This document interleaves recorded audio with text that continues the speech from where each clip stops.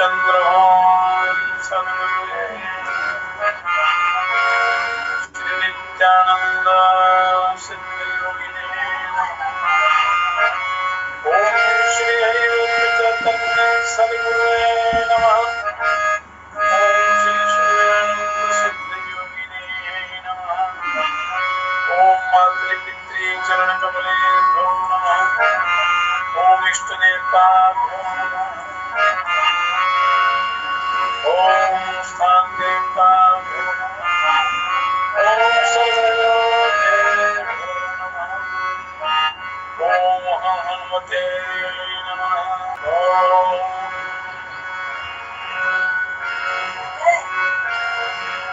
गजाननं भूतगणासेवितं कपितजम्बूं फलचारुभक्षणम् उमासुरेशविनाशकारणं नमामि विघ्नेश्वरपादपङ्कजम्।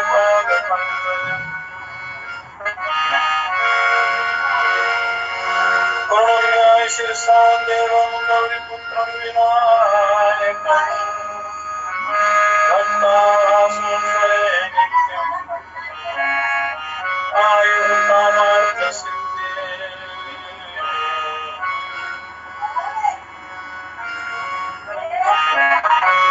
ॐ सर्वरूपमयी देवी सर्वं देवीमयं जगन्मोहं विष्णुकान्तां नमामि परमेश्वरीं।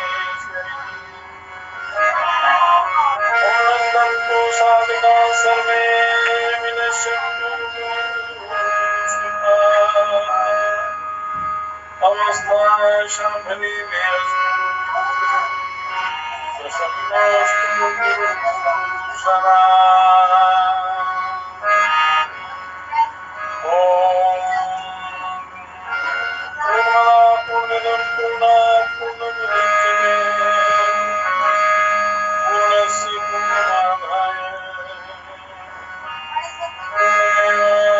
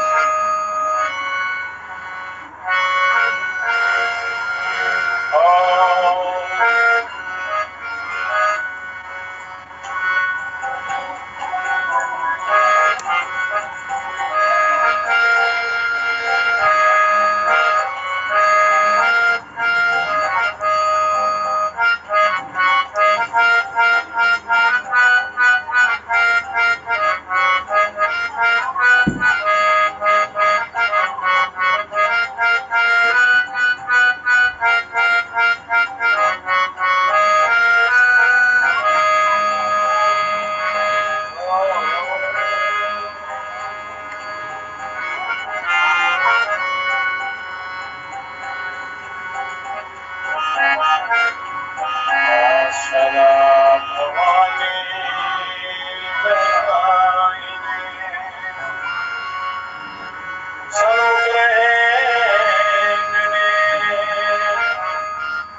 मातृदेव रक्षा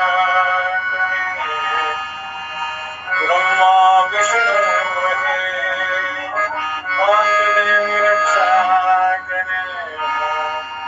ब्रह्मा विष्णु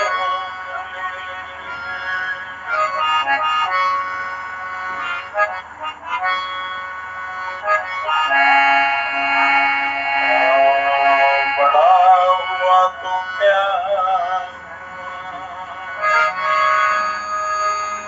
जैसे पेड़ पंछी को छाया नहीं फल लगे रही मन देख बने न को गुण दीजिए ना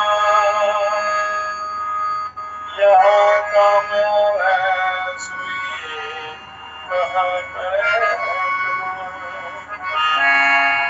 यहाँ काम है सुइए कहाँ करे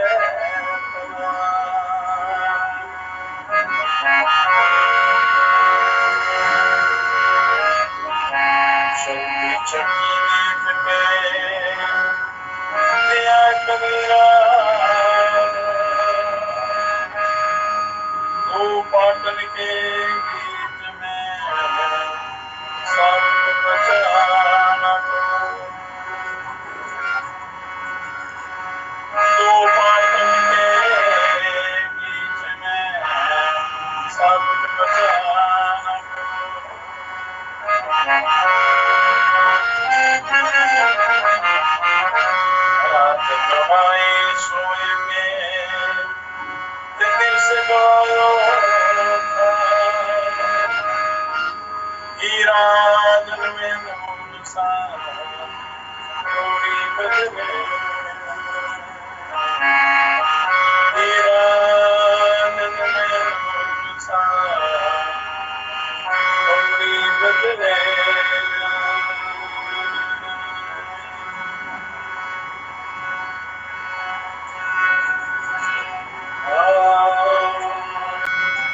सारे तीरथ थामाया आपके चरणों हे गुरुदेव प्रणाम आपके चरणों हे गुरुदेव प्रणाम आपके चरणों सारे तीरथ थामाया आपके चरणों सारे तीरथ थामाया आपके चरणों हे गुरुदेव प्रणाम आपके चरणों हे गुरुदेव प्रणाम आपके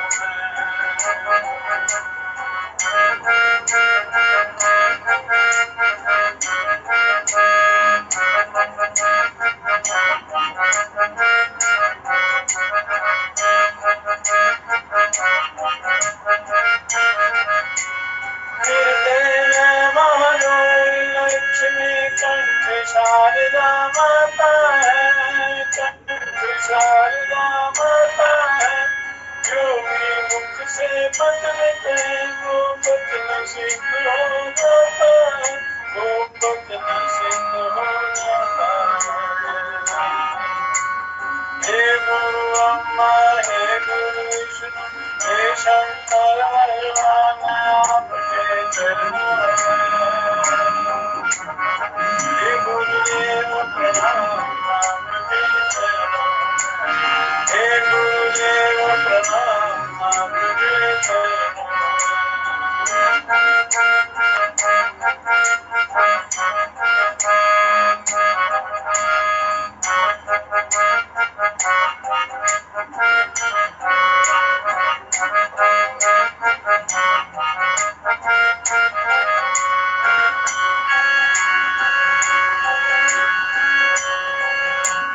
जन्म के दाता मात पिता आप कर्म के दाता है आप कर्म के दाता है जन्म के दाता मात पिता है आप कर्म के दाता है आप कर्म के दाता दुनिया मन को रोगी मन को मिलता है मैं आपके चरणों में हे गुरुदेव आपके चरणों हे गुरुदेव प्रणाम आपके चरणों सारे तीर्थ धाम आपके चरणों सारे तीर्थ धाम आपके चरणों हे गुरुदेव प्रणाम आपके चरणों हे गुरुदेव प्रणाम आपके चरणों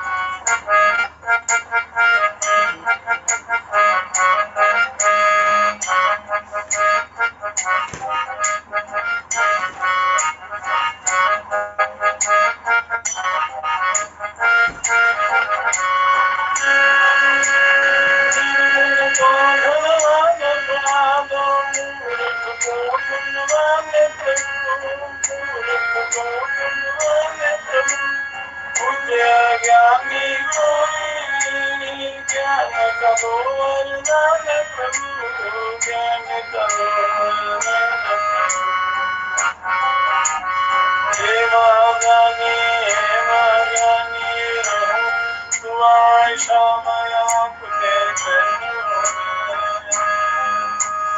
हे गुरुदेव प्रणाम आपके चरणों हे गुरुदेव प्रणाम आपके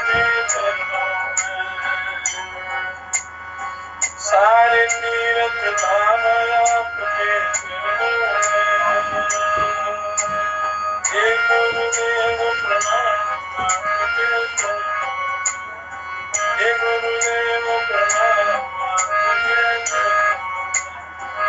गुरु ब्रह्मा गुरु विष्णु गुरुदेवो महेश्वरा गुरु साक्षात् तस्मै श्री गुरुवे नमः। हे गुरुदेव प्रणाम हे गुरुदेव प्रणाम हे गुरुदेव प्रणाम। सारे तीरथ राम आपके चरणों में। हे गुरुदेव प्रणाम आपके चरणों में। हे गुरुदेव। परम पवित्र आत्माओं, सिद्धि योग सत्संग मंडल, प्रभु प्रेमियों, सारे तीर्थ धाम आपके चरणों में। हे गुरुदेव प्रणाम आपके चरणों। कल इस उपनिषद में कथा आई थी कि शास्त्रों का श्रवण, इनका संग और गुरुओं का संग, गुरु कृपा से मनुष्य बड़ा जल्दी ईश्वर की प्राप्ति कर लेता है, उसका कल्याण हो जाता है, ईश्वर का साक्षात्कार हो जाता है उनकी आज्ञा अनुसार, शास्त्रानुसार और गुरुओं की आज्ञा अनुसार यदि मनुष्य चले तो परम कल्याण हो जाता है बड़ा जल्दी।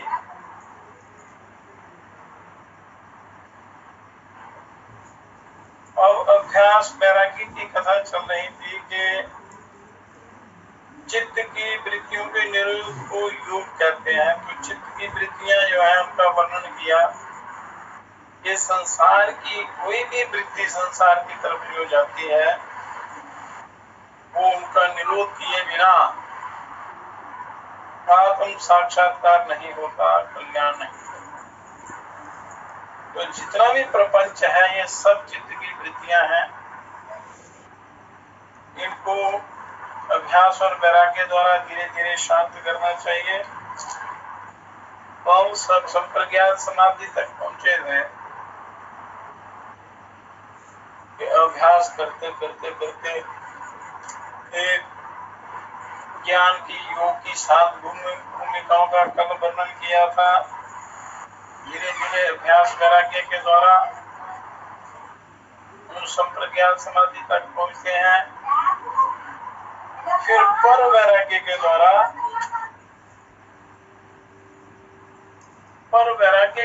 मनुष्य असंप्रज्ञात समाधि तक पहुंचता है, निर्बीज समाधि।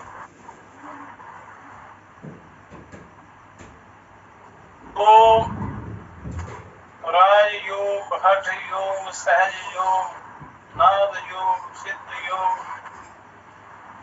ये सारे योग आत्मोन्नति के लिए, ईश्वर की प्राप्ति के लिए की साधना की जाती है। एक प्रकार का योग यदि अच्छे ढंग से सिद्ध हो जाए तो भी कल्याण हो जाता है, बाकी सारे अपने आप सिद्ध हो जाते हैं, हमें ज्यादा मेहनत नहीं करनी पड़ती।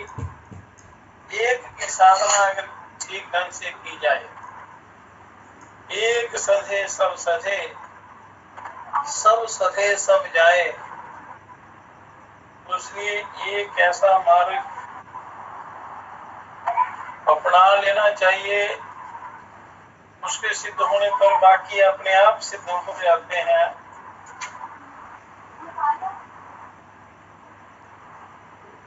हम असंप्रज्ञात समाधि का फल निर्बीज समाधि क्या है इसका वर्णन करते हैं।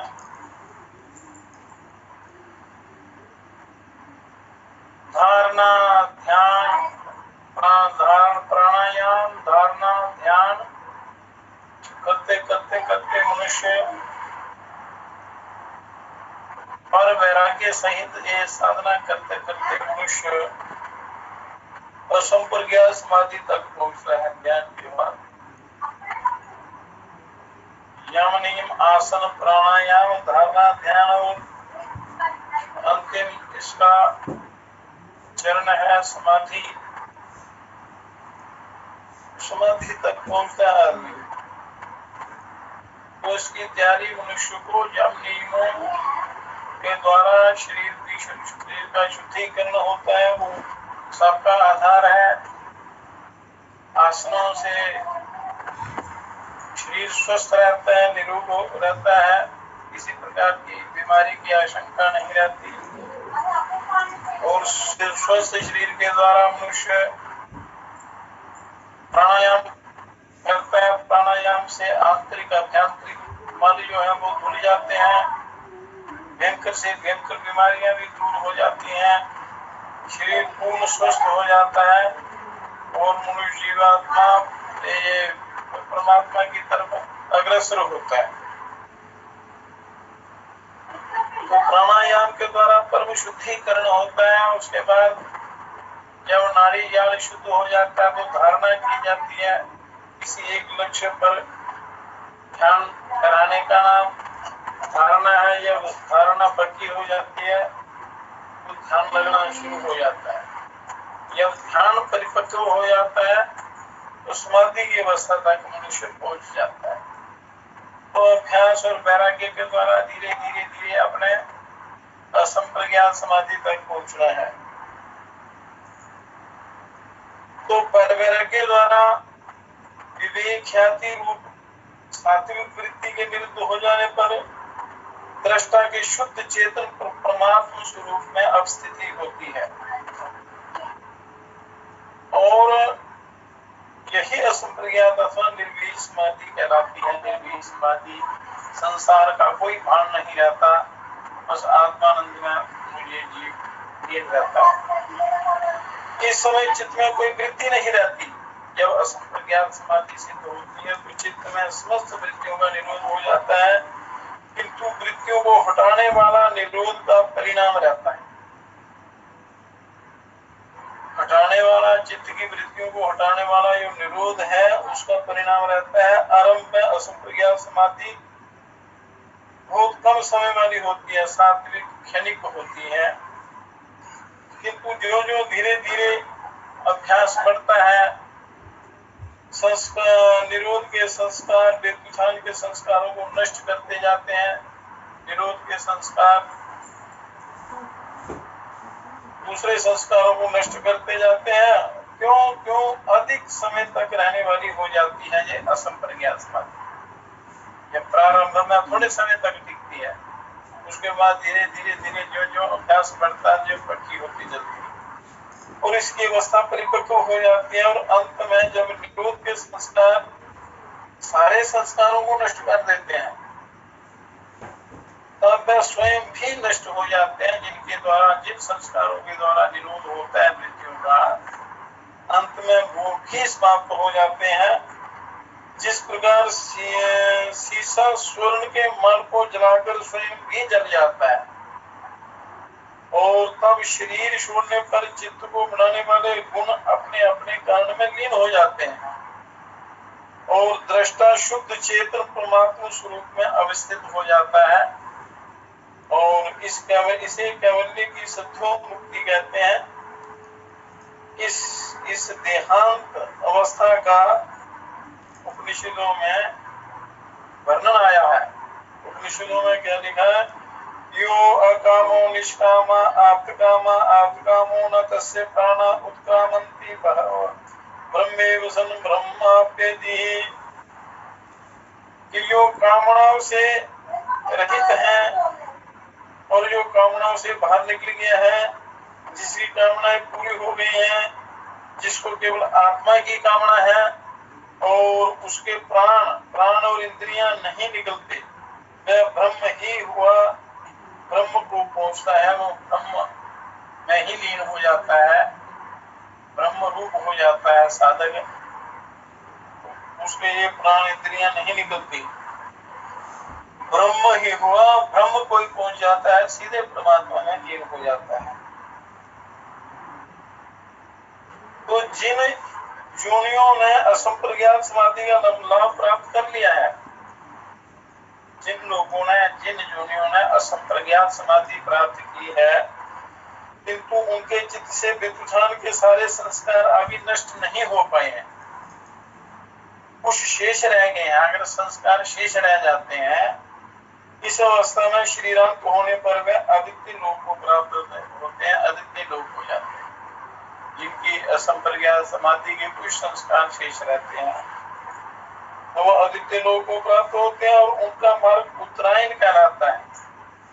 किंतु आदित्य लोक विचार अनुगत संप्रज्ञात समाधि में बतलाए हुए जैसा कोई सूक्ष्म रूप नहीं है, और ना ये दिखलाई देने वाला भौतिक स्थूल सूर्य है।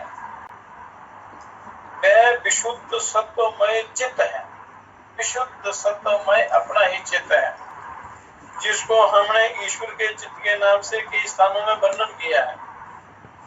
और देवयान अथवा उत्तरायण को भौतिक जैसी गति का अनुमान नहीं करना चाहिए। देवयान और पितृयान ये उत्तरायण और दक्षिणायन नहीं समझना चाहिए, क्योंकि मार्ग और गति बाहर की वस्तुओं में होती है। मार्ग और गति ये बाहर जो दिखने वाले पदार्थ हैं उनमें होती है। और यहाँ इन शब्दों से अभिप्राय इन योनियों के चित्तों का विशुद्ध सत्वमय चित्त में अंतर्मुख होना है। साधना में ये अंतर्मुखता को ही आदित्य लोग कहते हैं।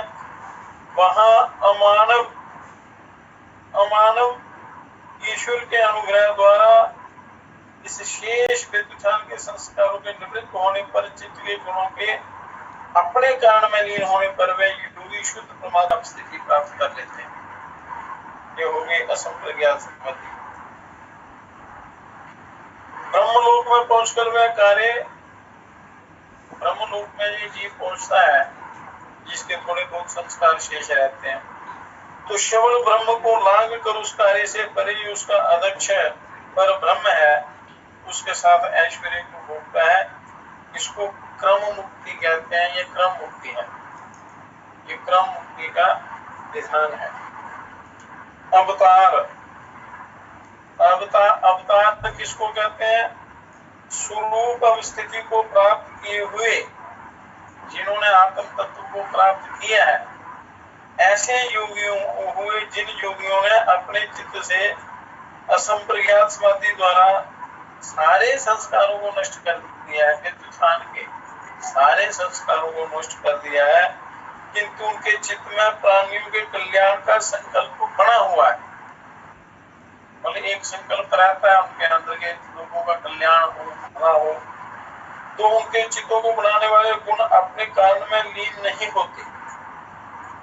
तो दूसरों का भला सोचने वालों के जो संस्कार होते हैं वे अपने कारण में लीन नहीं होते हैं। वे चित्त अपने विशाल सात्विक स्वरूप से ईश्वर के विशुद्ध सत्वमय चित्त में, ईश्वर के उस परम शुद्ध चित्त में, जिसमें सारे प्राणियों के कल्याण का संकल्प विद्यमान है। ईश्वर सदा सबका कल्याण चाहते हैं। एक साधक अगर दूसरों का कल्याण चाहता है तो ईश्वर जो है वो समस्त ब्रह्मांड के जीवों का कल्याण चाहते हैं। समान संकल्प होने से लीन रहते हैं और वह कैवल्य पद के समान शुद्ध चेतन परमात्मा स्वरूप में अवस्थित रहते हैं। वो संस्कार ईश्वरी नियमानुसार संसार के कल्याण में जब उनकी आवश्यकता होती है, उन संस्कारों की वो सुरक्षित रहते हैं, रिजर्व रहते हैं। तो जब संसार के नियमानुसार संसार के कल्याण में जब उनकी आवश्यकता होती है तो वह इस भौतिक जगत में अवतीर्ण होते हैं। वो इसमें अवतार धारण लेते हैं, इस भौतिक जगत में, दूसरे शब्दों में अवतार लेते हैं, अवतीर्ण होते हैं, अवतार लेते हैं। कोई जैसे कहा है गीता में भी, यदा यदा हि धर्मस्य ग्लानिर्भवति भारत अभ्युत्थानं धर्मस्य तदात्मानं सृजाम्यहम्। परित्राणाय साधूनां विनाशाय च दुष्कृतां धर्म संस्थापनार्थाय संभवामि युगे युगे। भगवान श्री कृष्ण अर्जुन से कहते हैं कि हे भरत, हे अर्जुन, जब जब धर्म की हानि, अधर्म की वृद्धि होती है, पापाचार बढ़ता है, तब तब मैं अपने को प्रकट करता हूँ, अपने शुद्ध स्वरूप से श्रवण स्वरूप में अवतरण करता हूँ और भौतिक जगत में अवतार लेता हूँ और सज्जनों की रक्षा करने के लिए और दूषित कार्य करने वालों का नाश करने के लिए मैं युग युग में प्रकट होता हूँ, किसी न किसी रूप में प्रकट होता हूँ। जैसे आदि विद्वान निर्माण चित्तम अधिष्ठाय कारुण्याद भगवान परम ऋषिरासुर्ये जिज्ञासमानाय तंत्रम प्रोवाच। आदि विद्वान भगवान परम ऋषि कपिल मुनि ने निर्माण चित्त संसारिक वासनाओं के संस्कारों से शून्य, निर्माण चित्त उसको बोलते हैं जो संसारिक वासनाओं के संस्कारों से शून्य हो, के अधिष्ठाता होकर जिज्ञासा करते हुए आसुरी मुनि को दया भाव से सांख्य तत्व समास का उपदेश दिया था। सांख्य तत्व समास बड़ा दिव्य ज्ञान है, इसमें वो दिया था उन्होंने। ऋषि प्रसूतम कपिलम यस्तमग्रे ज्ञानर विवर्ती के पहले पैदा हुए कपिल मुनि को ज्ञान से भर देना है, ऐसा उपनिषदों में लिखा है।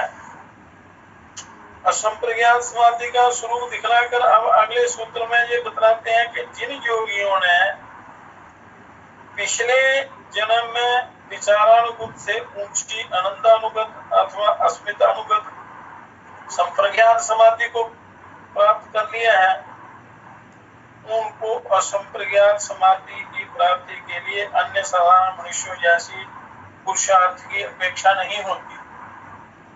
वो उससे आगे की साधना शुरू करता है।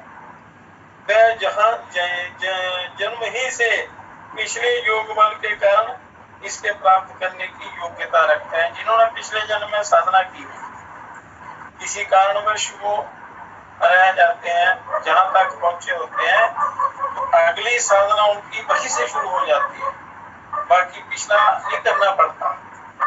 जो पिछले जन्म किया है, जहां तक उसने किया है और वहां से आगे वो शुरू उसकी तपस्या हो जाती है। तो इसलिए कई लोग ऐसे होते हैं कुछ जन्म से ही बड़े सिद्ध और ऋषियों जैसा उनका प्रभाव होता है, बड़े चमत्कार दिखाई देते हैं, उनमें बड़ी प्रतिभा उनमें नजर आती है। तो पिछले जन्मों के संस्कारों की वो साधना होती है, इस जन्म में वो उससे आगे बढ़ते हैं, पिछली साधना नहीं करनी पड़ती है उनको। विदेह और प्रकृति लयों को जन्म से ही असंप्रज्ञात समाधि की प्रतीति होती है। भवत प्रत्ययो विदेहे प्रकृति लयानामम, ये सूत्र है योग का। ये विदेह और प्रकृति लयों को अब जन्म से ही असंप्रज्ञात समाधि की प्रतीति होती है। जो ईश्वर के साथ लीन होने वाली जो समाधि की अवस्था है, उस तक वो प्रतीति होती है। विदेह जो है, जैसे राजा जनक थे या कपिल मुनि हुए, बड़े बड़े ऋषि हुए, तो ये विदेह वह योगी हैं जो वितर्कानुगत तथा विचारानुगत समाधि को सिद्ध करके शरीर का अध्यास छोड़ चुके हैं, शरीर का मोह छोड़ चुके हैं। वितर्कानुगत तथा विचारानुगत समाधि को जो पार कर चुके हैं, उनको विदेह कहते हैं। और अनंतानुगत भूमि में प्रविष्ट होकर उनका अभ्यास कर रहे हैं, उसका अभ्यास करते हैं। उसका देह में आत्माभिमान निवृत्त हो गया है, उनका देह में जो आत्माभिमान होता है वो निवृत्त हो जाता है, इसलिए विदेह कहलाते हैं। तो प्रकृति लय वह योगी हैं जिन्होंने अनंतानुगत समाधि को सिद्ध कर लिया है और सातों प्रकृतियों का साक्षात करते हुए अस्मिता अनुगत समाधि का अभ्यास कर रहे हैं। ठीक है, फोटो नहीं है पूरा क्लियर है।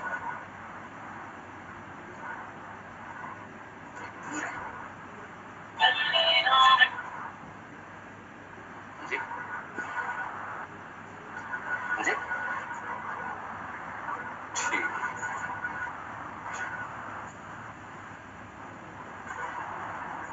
नहीं, ठीक है। कोई योगी इन दोनों समाधियों की मनोरंजक, आनंदमय और शांत अवस्थाओं को ही आत्मा स्थिति समझकर इसी में मन लगाए जाते हैं और उनमें संतुष्ट होकर आगे बढ़ने का यत्न नहीं करते। उन्हीं में संतुष्ट हो जाते हैं, उससे आगे बढ़ते नहीं। श्रीराम होने पर ये विदेही योगी अपने संस्कार मात्र के उपयोग वाले चित्त से कैवल्य पद के समान एक लंबे समय तक आनंद और ऐश्वर्य को प्राप्त होते हैं।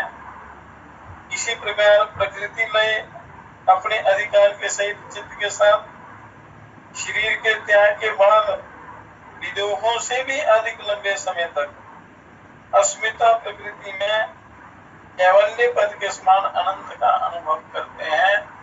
मतलब साधना जो है उनको साधना का पूर्ण लाभ मिलता है, किंतु ये वास्तविक स्वरूप स्थिति नहीं है, ये असली मुस्फूर्ति नहीं है।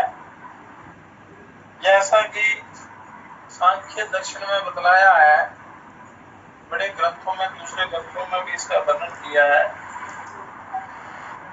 नानंदाभिव्यक्ति मुक्ति निर्धर्मत्वात् अनंत का प्रकट हो जाना मुक्ति नहीं है, क्योंकि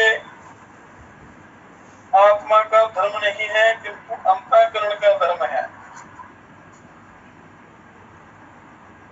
आनंद आत्मा का धर्म नहीं, अंतःकरण का धर्म है। तो इसको संप्रज्ञात समाधि कहते हैं। न कारण लयात कृतकृत्यता मगन बुद्धुत्थानात के कारण में लय होने से कृतकृत्यता स्वरूप स्थिति नहीं हो सकती। जो कारण है उसमें लीन होने से आत्मानंद की प्राप्ति नहीं होती, अपने स्वरूप का साक्षात्कार नहीं होता, क्योंकि उसमें डुबकी लगाने वाले के समान पानी से ऊपर उठना होता है। अर्थात जिस प्रकार डुबकी लगाने वालों को एक निश्चित समय तक पानी में रहने के बाद श्वास लेने के लिए पानी से ऊपर उठना होता है, इसी प्रकार विधेय और प्रकृति लयों को भी परम तत्व ज्ञान अथवा आत्म स्थिति प्राप्त करने के लिए फिर जन्म लेना पड़ता है। उनकी समाधि भव प्रत्यय कहलाती है, मतलब दोबारा उनको जन्म लेना पड़ता है श्वास लेने के लिए, आत्मोन्नति के लिए, उस ब्रह्म की प्राप्ति के लिए। तो प्रत्यय नाम प्रतीति प्रकट होने, ज्ञान होने के हैं। प्रत्यय नाम जितने भी हैं वो प्रतीति प्रकट होने, ज्ञान होने के हैं, और जन्म से ही जिसकी प्रतीति होती है अथवा जो जन्म से ही प्रकट है, जन्म से ही जिस असंप्रज्ञात समाधि के प्राप्त करने की योग्यता होती है उसे भव प्रत्यय कहेंगे, अथवा भवात् प्रत्यय, भव प्रत्यय भवात् नाम जन्म से, प्रत्यय नाम ज्ञान जन्म से ही, ज्ञान जिस असंप्रज्ञात योगी की प्राप्ति का उसका नाम प्रत्यय है। मतलब जन्म से ही जिसकी असंप्रज्ञात समाधि सिद्ध होती है, असंप्रज्ञात समाधि का साक्षात्कार करता है, क्योंकि पिछले जन्म में उसने साधना की होती है, तो केवल उसको एक जन्म और लेना पड़ता है, या उसी जन्म में विशेष साधना करके उस ब्रह्म को जो जन्म मिला है इसी में उस तीव्र वेग से साधना करके इसी जन्म में उस परमात्मा को प्राप्त कर लेते हैं, या एक जन्म और लेना पड़ता है, वो है भव प्रत्यय। तो वो आपके ऊपर आधारित है कि आप कितनी साधना करते हैं। तो भव नाम जन्म का है और प्रत्यय कारण को कहते हैं। भव प्रत्यय जन्म का कारण। भव प्रत्यय से ये अभिप्राय है कि इनका चित्त पूर्व जन्म की योग सिद्धि के प्रभाव से जन्म से ही असंप्रज्ञात योग में प्रवृत्त होता है, उसको भव प्रत्यय कहते हैं। कि पिछले जन्म की जो साधना होती है, इस जन्म में जन्म लेने पर उन जन्म लेते ही उनमें वो गुण, उनमें वो जो सामर्थ्य, असंप्रज्ञात समाधि का सामर्थ्य प्राप्त हो जाता है। तो इन विधेय और प्रकृति लय योगियों को असंप्रज्ञात योग की प्राप्ति विषय ज्ञान का अधिकार प्राप्त होता है। तो ये योग की ये उच्च सर्वोच्च भूमियों का वर्णन कर रहे हैं। ये योग जिज्ञासु ही समझ सकते हैं, या जिनमें श्रद्धा है आत्म कल्याण की, आत्मानुभव की, आत्मानुसंधान की, उनको ये बातें समझ में आती हैं, या बार बार सुनने से, इसका अभ्यास करने से अच्छी प्रकार समझ में आती हैं। तो मनुष्य यदि इनकी तरफ चले, मन लगाए, तभी ये कल्याण के रास्ते पर चल सकता है, साधना कर सकता है, उसका अनुभव बढ़ता है। श्रद्धा, वीर्य, स्मृति, समाधि, प्रज्ञा आदि साधनों का पूर्व जन्म में अभ्यास कर चुके हैं जो लोग, इसलिए उनको इन साधनों की आवश्यकता उपाय प्रत्यय वाले योगियों की भांति इस जन्म में नहीं होती। जिन्होंने पिछले जन्म का जो अभ्यास है, इस जन्म में वो जन्म से ही सिद्ध होते हैं, योगियों के कुल में जन्म लेते हैं, ईश्वर की उन पर बड़ी कृपा होती है और वो एक ही जन्म में उस ब्रह्म का साक्षात्कार कर लेते हैं। इसलिए मनुष्य को यत्न करते रहना चाहिए, तो किसी न किसी जन्म में उनका कल्याण हो जाएगा। आप यदि प्रयत्न ही नहीं करेंगे तो कल्याण की प्राप्ति कैसे होगी, उद्धार कैसे होगा। सफर शुरू नहीं करेंगे, मार्ग तय करना शुरू नहीं करेंगे तो मंजिल तक कैसे पहुंचेंगे। इसलिए जब भी समय मिले, जब होश आए, जब ज्ञान हो, जब जागो तभी सवेरा। जब जागृत हुए, जब ज्ञान हुआ, समझना मेरा जीवन अभी से शुरू हुआ है और अभी मुझे इसको बर्बाद नहीं करना है, अपना कल्याण करना है, उद्धार करना है, वो तीव्र जिज्ञासा और वो प्रबल इच्छा आत्म कल्याण की होनी चाहिए। तो आपके अभ्यास पर आधारित है, डिपेंड करता है कि आप कितनी श्रद्धा, कितने प्रेम, कितने समर्पण से, कितनी भक्ति भाव से आप करते हैं। तो इसलिए उनको इन साधनों की जरूरत नहीं रहती। पिछले जन्म के अभ्यास के संस्कारों के बल से उनको पर वैराग्य उदित होकर विराम प्रत्यय के अभ्यास पूर्वक असंप्रज्ञात समाधि सिद्ध हो जाती है। थोड़ा सा अभ्यास करने पर उनको असंप्रज्ञात समाधि सिद्ध हो जाती है। भगवान श्री कृष्ण ने गीता के 6वें अध्याय में ऐसे विचारानुगत, अनंतानुगत, अस्मितानुगत भूमियों के योगियों की संख्या, जिन्होंने स्वरूपावस्थिति को शरीर त्यागने से पूर्व लाभ नहीं कर पाया है, योग वरिष्ठ कहकर उसकी गति बताई है। अर्जुन पूछते हैं कि साधना करते करते अगर किसी का देहांत तो हो जाए या शरीर छोड़ना पड़े तो उनकी क्या गति होती है। कि वो बादलों की तरह छिन्न भिन्न नहीं हो जाते। इस पर भगवान कहते हैं, पार्थ नैव हनमुत्र विनाशस्तस्य विद्यते नाहि कल्याणं कृतकश्चित् दुर्गतिं तात गच्छति। ये अर्जुन, जो योग भ्रष्ट लोग होते हैं, साधना करते करते जिनका जो शरीर चला जाता है, तो उनका ना इस लोक में ना परलोक में कोई विनाश होता है, कोई विनाश नहीं होता। कोई भी कल्याण करने वाला दुर्गति को प्राप्त नहीं होता।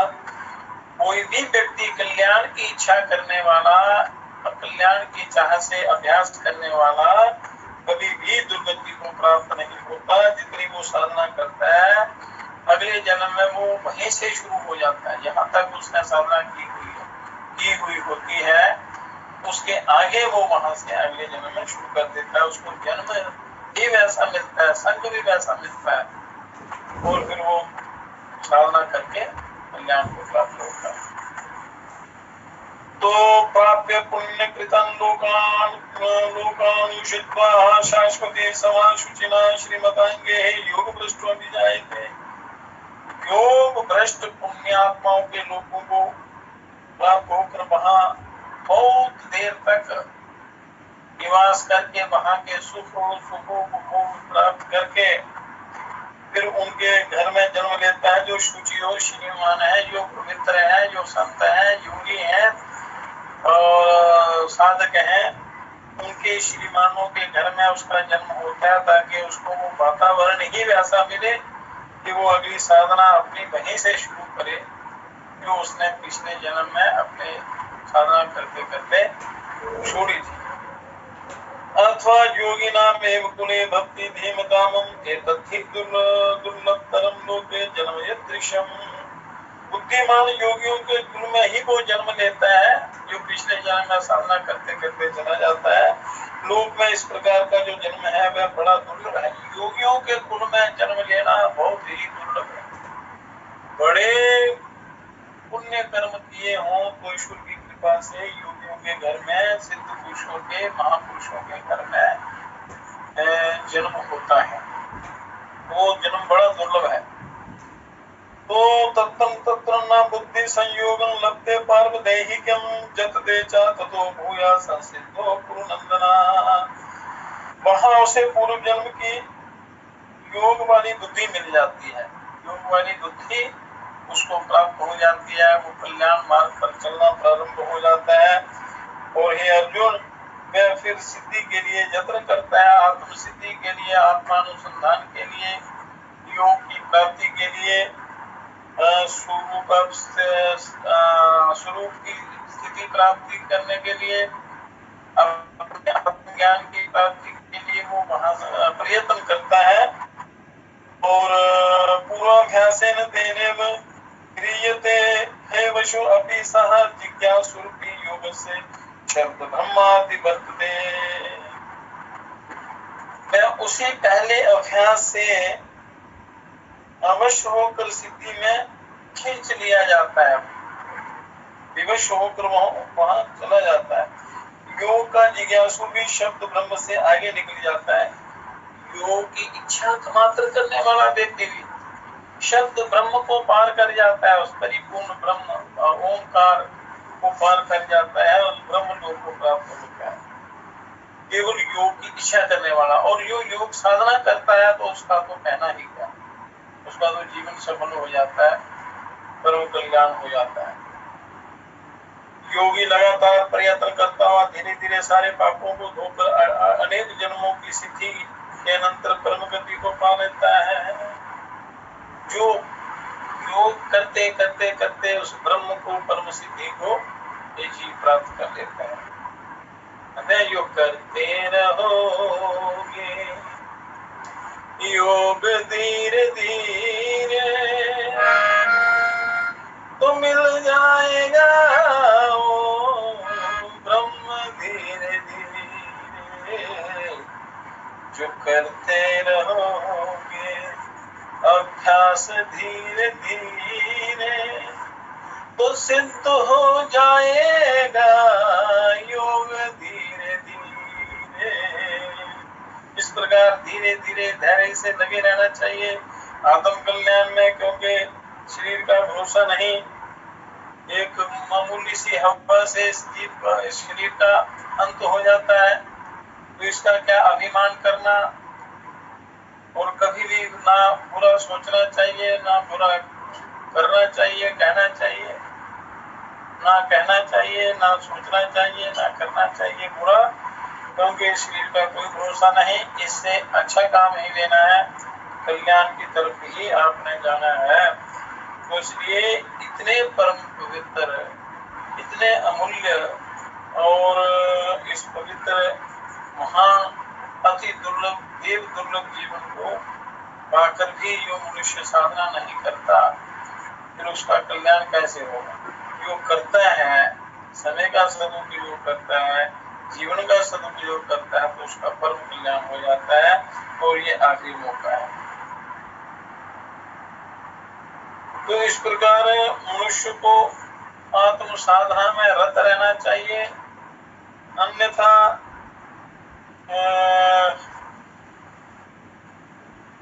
उस ब्रह्म की प्राप्ति नहीं होती। ब्रह्म की इच्छा, जिज्ञासा हर समय आपको रहनी चाहिए। तो जितने भी मन में संकल्प विकल्प आते हैं वो साधना के द्वारा विनष्ट हो जाते हैं। संकल्पम संख्य वशाली गणिते चित्ते संसार मोहमिहिका गणिता भवन्ति स्वच्छं विभाति शादीव खमंगताया चिन्मात्रम एकम जमाध्यम मनस्तन्मनन्तः। के संकल्प के विनष्ट हो जाने पर चित्त वृत्तियां गड़ जाती हैं। यदि आपके अंदर कोई संकल्प विकल्प आते हैं साधना करने के बाद भी, पर संकल्प विकल्प जब विनष्ट हो जाते हैं, संकल्प के विनष्ट हो जाने पर चित्त की जो वृत्तियां हैं वो गल जाती हैं, कमजोर हो जाती हैं, और इसी के साथ संसार का मोह रूपी कोहरा भी छट जाता है। संसार मोह जो है कोहरे के समान है। मोह में जैसे कोहरे में दिखाई नहीं देता, इसी प्रकार मोह रूपी कोहरे में ये संसार में इसको वो परमात्मा नहीं दिखाई देता, अपना कल्याण या अपना भला नहीं दिखाई देता। पर चित्त की वृत्तियों के गल जाने के कारण, उनका शांत हो जाने के कारण संसार का मोह रूपी कोहरा भी छट जाता है। मोह रूपी कोहरा जो है ये छट जाता है, प्रकाश प्राप्त हो जाता है। ऐसे में शरद ऋतु के आगमन पर स्वच्छ आसमान की तरह वह अजन्मा आद्य अनंत एक चिन्मात्र रूप ब्रह्म ही अंतिम रूप से सुशोभित होता है। अंतिम में ब्रह्म प्रकाशित होता है प्रभु साधना करने पर। ये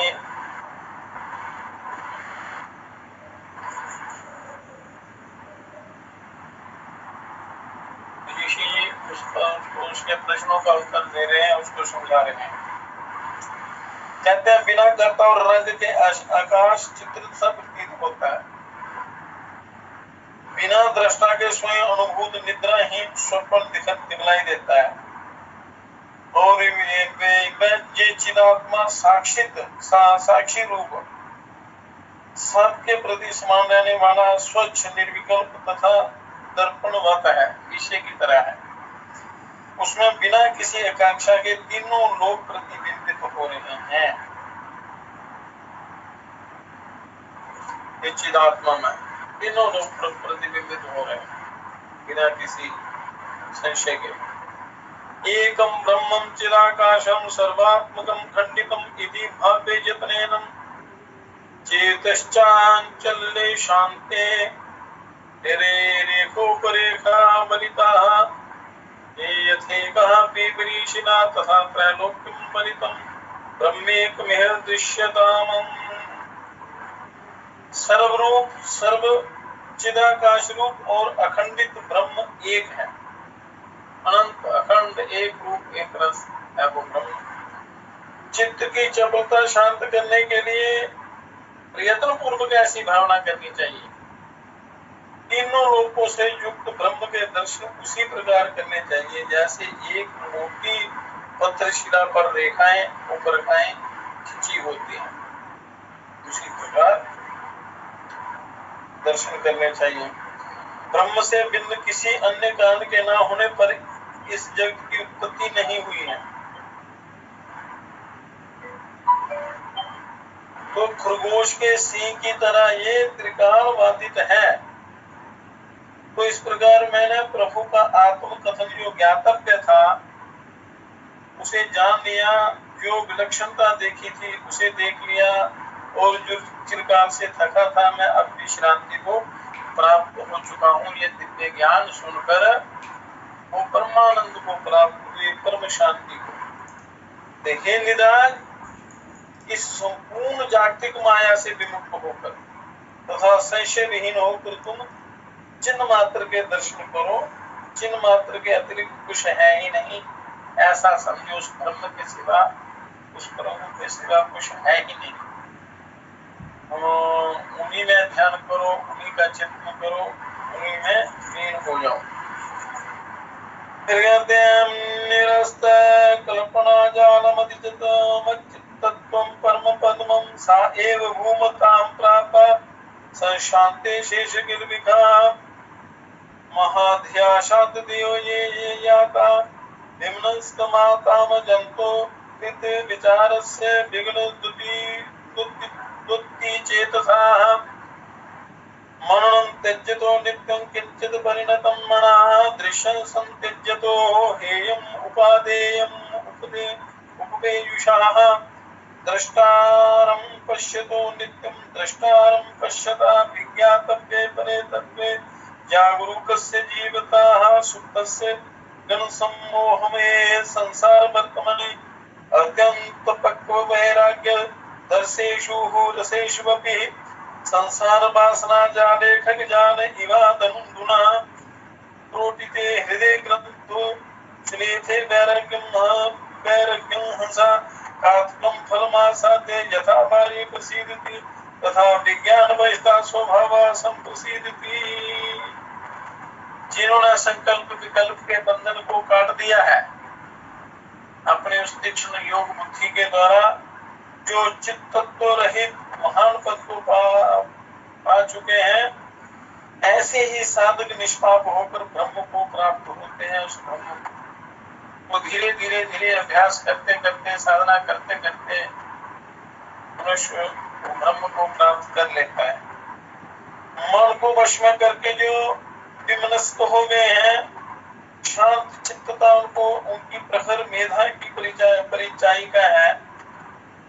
और वेदांत के विषय में चिंतनशील मनुष्य जो वेदांत का चिंतन करते रहते हैं, श्रवण करते रहते हैं, पठन करते रहते हैं और उनका जो मनन करते रहते हैं, जिनकी चित्त वृत्तियों का क्षय हो चुका है, चित्त योग चित्त वृत्ति होगा, चित्त की वृत्तियों का जिन्होंने दमन कर दिया है उनका नाश हो चुका है, और मानसिक संकल्पों के त्याग में अवस्थ होने से जिनका मन सुस्थिर हो चुका है, टिक चुका है साधना करते करते, जो मोक्ष की इच्छा वाले पुरुष है और उपदेश दोनों तरह के दृश्यों का परित्याग कर रहे हैं, जो नित्य दृष्टा अर्थात आत्म ज्ञान के साक्षात्कार में लगे हुए हैं तथा अदृष्टा और प्रपंच को ना देखने वाले हैं। जो प्रपंच है इसमें लीन नहीं होते हैं, इसमें मन नहीं लगाते हैं, जो ज्ञातव्य परम तत्व में विशेष रूप से जागरूक रहकर जो जानने योग्य तत्व है उसमें विशेष रूप से जागृत रहकर जीवन यापन करते हैं, सो रस युक्त रसहीन इन सभी पदार्थों के प्रति अति स्थिर वैराग्य भाव से सगुण मोहात्मक संसार पथ में सोए हुए हैं। वैराग्य की प्रबल भावना से चूहे द्वारा काटे गए पक्षी के पास की तरह, जिनकी सांसारिक वासना तृष्णा का पाश कट चुका है, ज्ञान के द्वारा, साधना के द्वारा, योग के द्वारा जिनका वासना और तृष्णा का पाश कट चुका है और हृदय की ग्रंथियां ढीली पड़ गई हैं, ऐसे साधकों का स्वभाव विशिष्ट ज्ञान से उसी प्रकार निर्मल हो जाता है जिस प्रकार निर्मली फल से जल निर्मल होता है। निर्मली कातक फल से, निर्मली फल से जल परम पवित्र हो जाता है। तो मन के राग रहित होना बहुत ही आवश्यक है। तो मन के राग रहित, अनासक्त, द्वंद्व से रहित तथा निरालंब हो जाने पर पिंजरे से मुक्त हुए पक्षी की तरह ही मोह बंधन से मन की मुक्ति हो जाती है। बड़ी युक्ति से मुक्ति होती है, अन्यथा आवागमन के चक्कर में जाना पड़ता है। संशय रूप दुर्भावना, दुरात्म भावना जिनकी शांत हो चुकी है, जो प्रपंच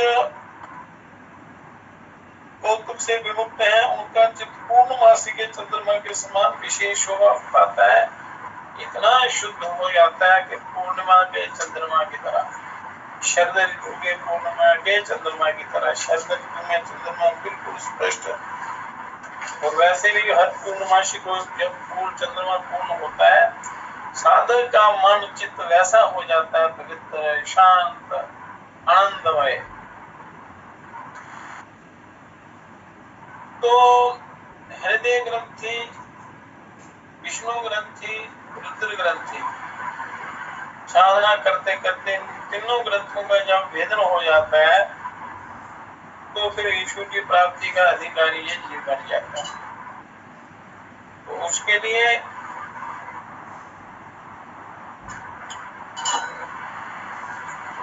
मनुष्य को अभ्यास करना पड़ेगा, साधना करनी पड़ेगी, और बिना किए कुछ भी नहीं मिलता। ना मैं स्वयं और ना अन्य खुशी ही जहाँ है, मैं तो सभी दोषों से रहित मात्र ब्रह्म हूँ। और जिसकी दृष्टि सत असत के मध्य इस प्रकार की है कि वही वास्तव में ब्रह्म साक्षात्कार करने वाला है, वही जीव, ऐसी दृष्टि जिसकी है वही उस ब्रह्म का साक्षात्कार कर सकता है। जिस प्रकार दर्शनीय दृश्यों की तरफ, देखने योग्य जो दृश्य है उनकी तरफ मन स्वाभाविक रूप से बिना आसक्ति से खिंचा चला जाता है, उसी प्रकार धीरमती पुरुष कर्तव्य कर्मों के निर्वाह में संलग्न रहते हुए बड़ी प्रकार सोच समझकर भोगा गया भोग उसी तरह संतुष्टि का निमित्त बनता है, जिस तरह जान बूझ कर सेवा में संलग्न चोर चोरे कार्य को छोड़कर मित्रता ही निभाता है। चोर अच्छी संगति से चोर भी चोरी करना छोड़ जाता है और मित्र बन जाता है। जिस ग्राम में जाने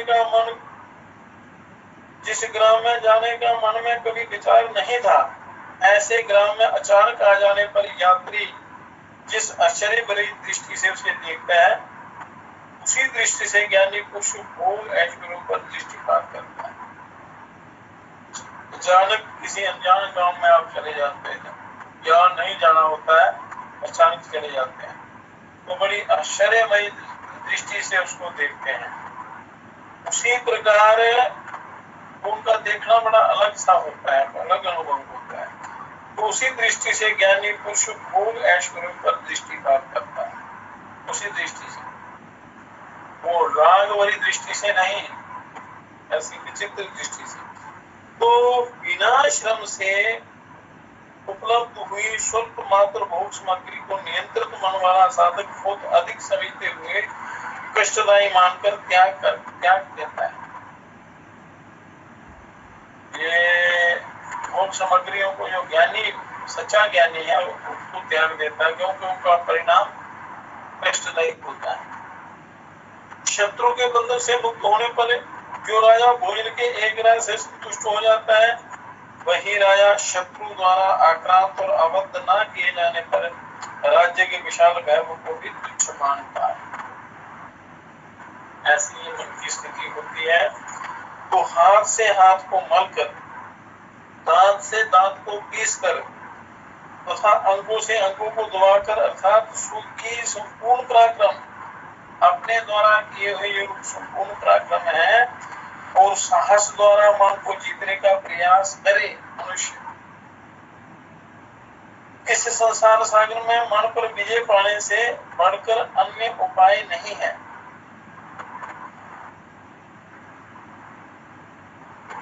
मन पर विजय अगर पानी, सबसे बड़ा उपाय आपका है मन को जीतना, मन पर विजय प्राप्त करना, अन्य उपाय नहीं है। यदि मन वश में नहीं है तो कोई भी साधना नहीं सिद्ध हो सकती, कल्याण नहीं हो सकता। इसलिए मन पर काबू पाने का अभ्यास करना चाहिए। ऐसे भगवान कहते हैं वैराग्य और अभ्यास और वैराग्य के द्वारा आप धीरे धीरे मन पर विजय प्राप्त कर सकते हैं। मन ही बड़ा भयंकर है। इस भयंकर नरक रूपी साम्राज्य में दुष्कृत रूपी मद वाले हाथी भ्रमण करते हैं, जो पापी लोग हैं, बुरे कर्म करने वाले हैं। वो यहाँ भ्रमण करते हैं। आशा रूपी बाणों और कटारों से सुसज्जित इंद्रिय रूपी बैरियों को जीतना अत्यंत मुश्किल है। ये इंद्रिय रूपी बैरी, इंद्रियां जो है ये बहुत बड़ी शत्रु है आपके, इनको जीतना है, इनको उन पर काबू करना है, इनको जीतना बड़ा मुश्किल है। और अभ्यास, वैराग्य, भजन, सत्संग, अच्छी संगति से इन पर भी विजय प्राप्त कर सकते हैं। पर अपने अंदर वो इच्छा शक्ति चाहिए। जो इंद्रिय रूपी बैरियों को अपने वशीभूत कर चुके हैं और जिन्होंने चित्त के अहंभाव को नष्ट कर दिया है, उनकी भोग लिप्साएं उसी प्रकार समाप्त हो जाती हैं जैसे हेमंत ऋतु में कमल का पौधा सूख जाता है। हेमंत ऋतु में कमल का पौधा सूख जाता है तालाब में रहते हुए। एकत्व के दृढ़ अभ्यास द्वारा, जीवात्मा और परमात्मा के एकत्व के अभ्यास द्वारा जब तक मन को नियंत्रित नहीं कर लिया जाता, मन को जब तक काबू में नहीं किया जाता, तब तक ही रात्रि में बेताल की तरह हृदय में वासना टिकी हुई रहती है। तब तक हृदय में वासना टिकी रहती है और वासना बुद्धि भ्रष्ट कर देती है, संसार की तरफ ले जाती है।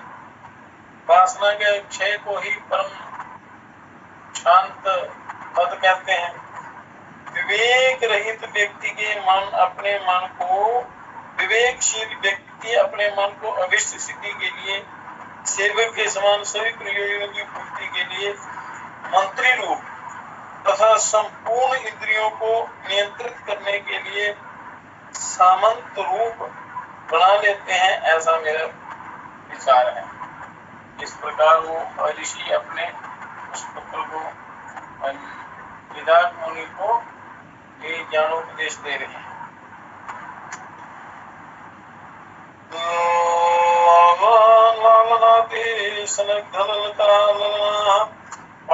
पालनात् पालकः पिता सुहृदो उत्तम विन्यास मनोमन्यः मनीषिणः स्वलोकात् शास्त्रदृशा स्वबुद्ध्या स्वानुभावता प्रयच्छति परमं सिद्धिं त्यक्त्वात्मानं मनः पिता सुहृष्टा सुदृढ़ा स्वच्छा सुक्रांता सुबोधिता स्वगुणेनो अर्जितो भाति हृदय मनोमणि एवं मनोमणि ब्रह्मण्यं बहु पंकलंकितं विवेकवाणिना सिद्धे प्रदक्षा लोकापान भव के मेरे विचार से मनीषी का मन लालन करने के फल स्वरूप स्नेहमयी ललना स्वरूप और पालन करने से पितृतुल्य है। उस शास्त्रानुकूल आचरण से, जो शास्त्रों में बताया हुआ रास्ता है, उसके अनुकूल आचरण करने से स्वयं के एकत्रित अनुभव जन्य द्वारा प्रकाश से जो अपने द्वारा अनुभव किया जाता है, साधना की जाती है, उसे तथा विवेक बुद्धि से मन रूपी पिता परम सिद्धि का मार्ग प्रशस्त करता है और अति हृष्ट पुष्ट सुदृढ़ निर्मल और स्वभावशील भूत बड़ी प्रकार चैतन्य तथा आत्मिक सद्गुणों से प्रखर तेजस्विता युक्त सुंदर मन रूपी मणि हृदय में विराजमान है। मन रूपी मणि हृदय में विराजमान है।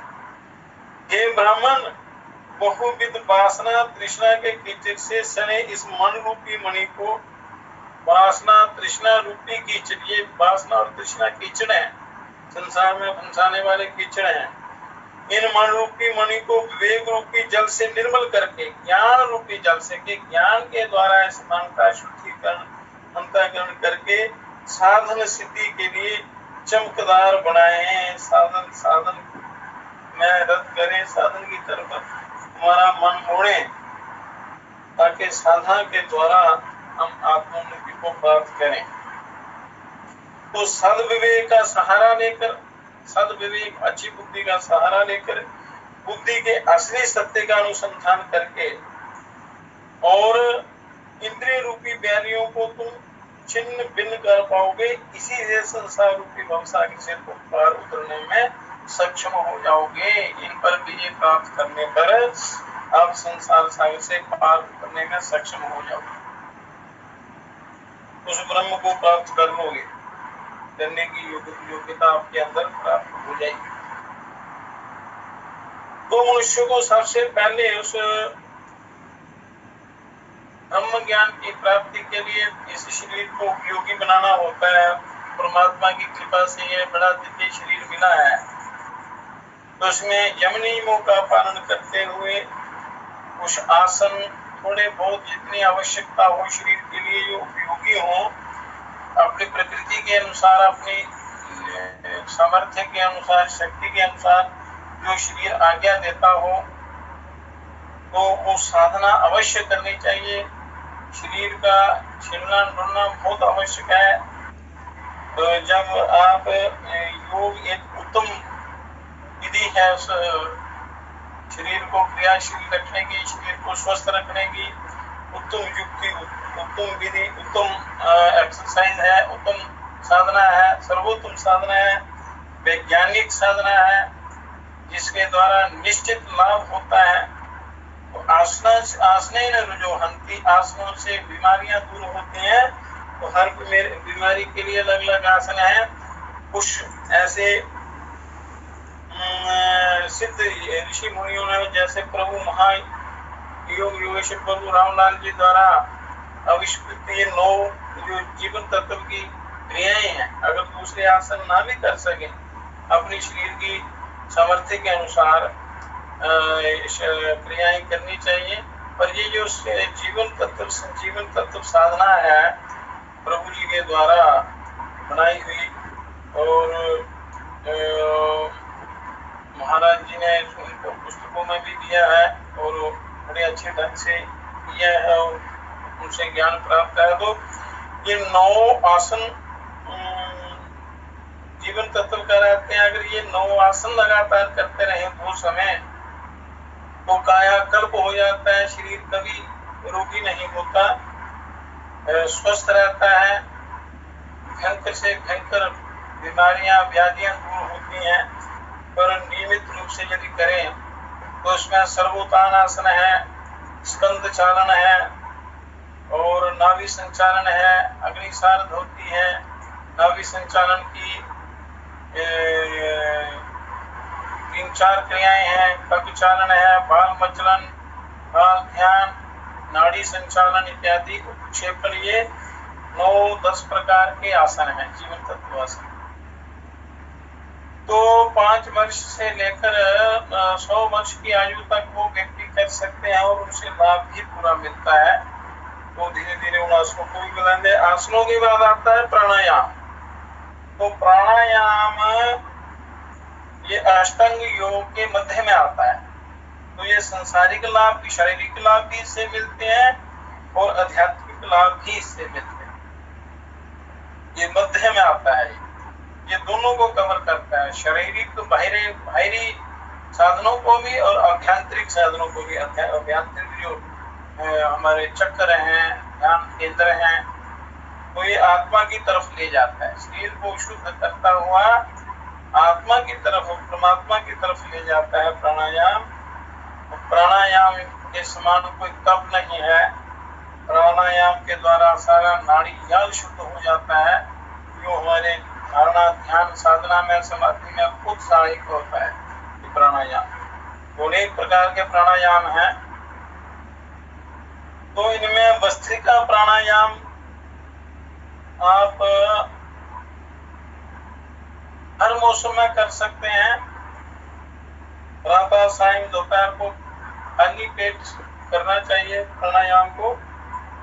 खाना खाने के 3-4 घंटे बाद आप प्राणायाम कर सकते हैं। कुछ ऐसे प्राणायाम हैं जो खाने के बाद भी कर सकते हैं। आसन है, वज्रासन है, और स्कंद चारणासन है। ये पाचन क्रिया के लिए आप कर सकते हैं। तो भस्त्रिका प्राणायाम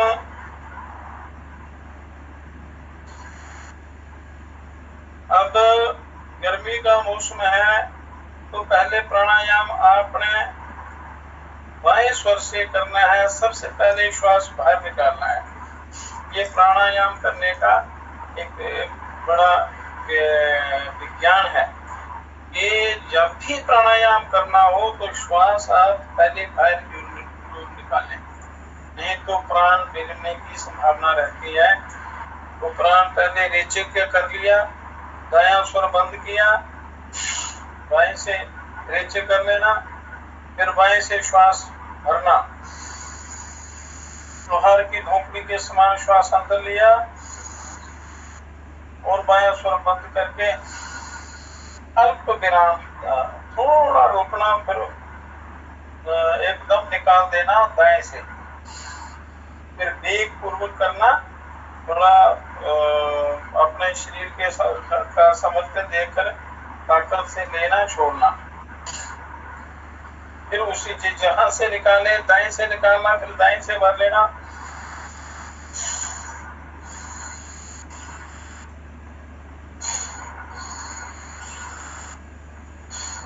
ये मध्यम भस्त्रिका है, मतलब दाएं से पहले बाहर निकालना, फिर अंदर लिया श्वास, एक दो, दाएं से निकालने पर दो, फिर दाएं से अंदर लेना 3, बाएं से बाहर निकालना 4, 5, फिर बाएं से अंदर लिया 5, बाएं से बाहर निकालना 6।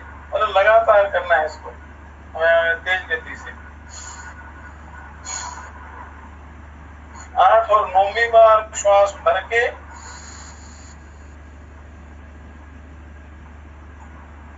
थोड़ा रोकना, ऊपर करना और धीरे धीरे दाएं से निकाल देना। ये एक राउंड हुआ, 10 श्वास का एक राउंड हुआ। फिर आपने दूसरा राउंड दाएं से शुरू करना है, ऐसे।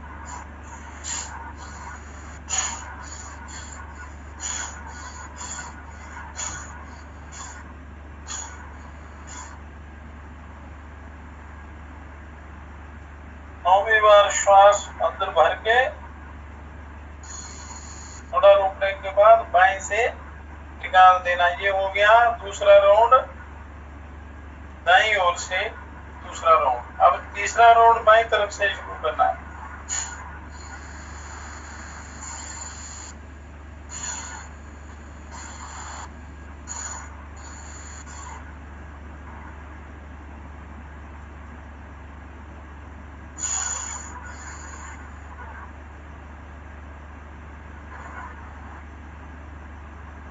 दाएं से निकाल देना। ऐसे ये 3 राउंड का एक सेट हुआ, एक प्राणायाम हुआ है। ये बड़ा प्राणायाम एक हुआ। पहले वाम भस्त्रिका, फिर दक्षिण भस्त्रिका, फिर वाम भस्त्रिका, ये एक सेट हुआ। ऐसे आप कुछ दिन 3 का अभ्यास, 3 तक अभ्यास करना, फिर 7-8 दिन के बाद 5 राउंड, 5 सेट करने, फिर 7, फिर 10, ऐसे 20 तक पहुंचने पर ये प्राणायाम सिद्ध हो जाता है। समस्त रोग दूर हो जाते हैं, किसी प्रकार के विष का कोई प्रभाव नहीं पड़ता और कायाकल्प हो जाता है और ध्यान में बड़ी सहायता मिलती है। योग की जो चतुर्थ प्राणायाम की कुछ विधियां हैं ध्यान की, वो सूक्ष्म ध्यान करने की युक्तियां हैं, तो उससे बड़ा जल्दी ध्यान लगता है, आनंद की अनुभूति होती है, जीवन सफल होता है। उनकी चर्चा कल करेंगे। तो ये भस्त्रिका प्राणायाम भी 4-5 प्रकार से किया जाता है। तो मध्यम भस्त्रिका, दक्षिण वाम भस्त्रिका, दक्षिण भस्त्रिका, अनुलोम विलोम भस्त्रिका, इस प्रकार ये इनके सारे तरीके सीखकर किसी एक का अच्छी तरह अभ्यास करेंगे तो भी प्राणायाम सिद्ध हो जाता है। तो इससे बड़े दोष दूर होते हैं, शरीर में कांति आती है, भयंकर से भयंकर रोग, वायु रोग दूर होते हैं। तो इससे बड़ी सहायता मिलती है। इसलिए इसे हर मौसम में कर सकते हैं, किसी भी मौसम में कर सकते हैं, पर करना आपने धीरे धीरे है। जल्दी ज्यादा करने की कोशिश नहीं करना, धीरे धीरे अभ्यास को बढ़ाना है। पहले 3 सेट, फिर 5 सेट, फिर 7, ऐसे करते करते करते आपने 15-20 तक जाना है। तो 20 तक जाते जाते नाड़ी शोधन हो जाता है, परम शुद्धिकरण हो जाता है। तो इसलिए यहाँ भी सत्संग होता है, प्रभु भजन चिंतन होता है। वहां क्या होता है, सारे देवता, सारे अवतारी महापुरुष जितने भी अवतार हुए हैं, वेद उपनिषद, साक्षात परिपूर्ण ब्रह्म प्रभु परमात्मा सदगुरु वहां आ जाते हैं।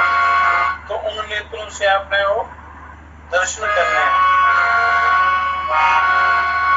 परमात्मा के। तो भजन के रूप में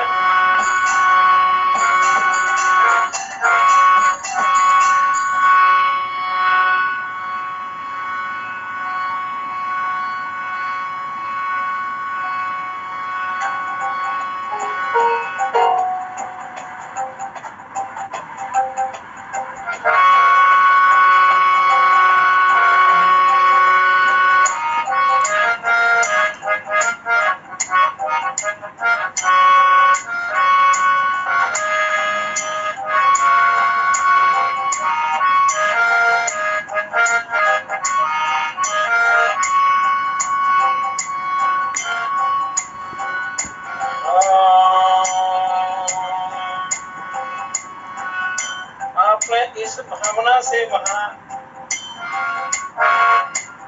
प्रार्थना करनी है परमात्मा से। ये ऋषि मुनि गुरु लोग कहते हैं, अपने आप को कहता है, अपनी आंखों को, अपनी आत्मा को, ये सत्संग में जो सिद्ध ऋषि मुनि गुरु लोग आते हैं, तो आपने दिव्य चक्षुओं से उनको देखना है। और उनके लिए आप क्या कर सकते हैं, ये प्रार्थना है।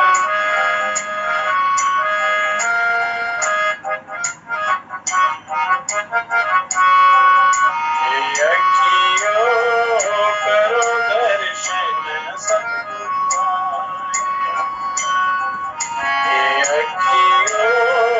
करो दर्शन सतगुरु, करो दर्शन सतगुरु, सतगुरु आए मेरे भाग जगाए, सतगुरु आए मेरे भाग जगाए,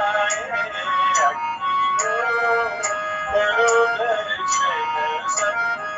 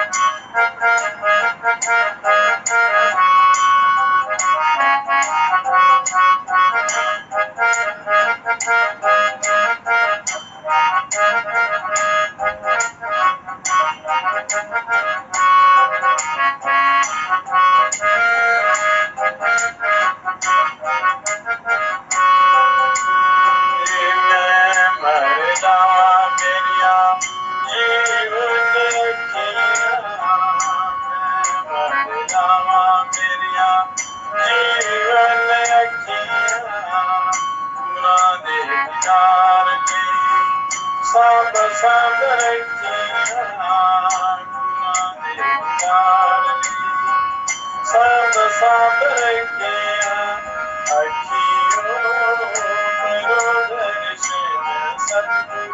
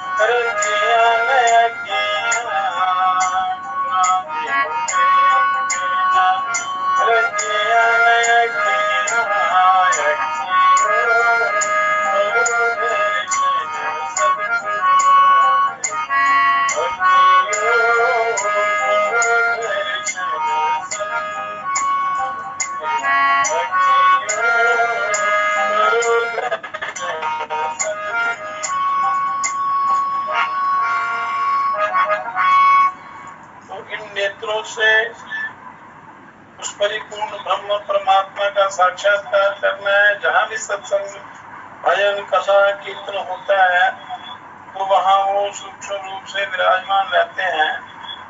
और यह आपके अंदर यदि वो परम श्रद्धा है, गहरी श्रद्धा है, प्रेम है, समर्पण है, अनन्य भाव है, तो वहाँ उनके दर्शन हो जाते हैं। यह प्रयत्न करना चाहिए, उनकी कोशिश करनी चाहिए कि उनका साक्षात्कार हो, उनके दर्शन हो, वो अवश्य ही उनकी कृपा होती है और जीवन सफल हो जाता है। ओम शांति ही शांति ही शांति। हे परम पिता, हे विश्व पिता, हे राष्ट्र पिता, हे जगदाधार, हे करुणामय दीन दयालु, पूर्ण गुरु हे अपरंपार, हे महेश अब शीघ्र कृपा कर हमें दीजिए योग विचार। मानवता के प्रेरक बनकर हाथ करें सुखमय संसार।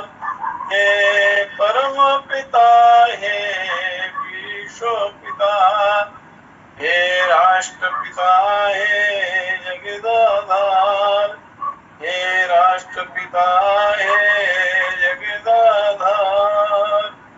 ओम शांति शांति शांति।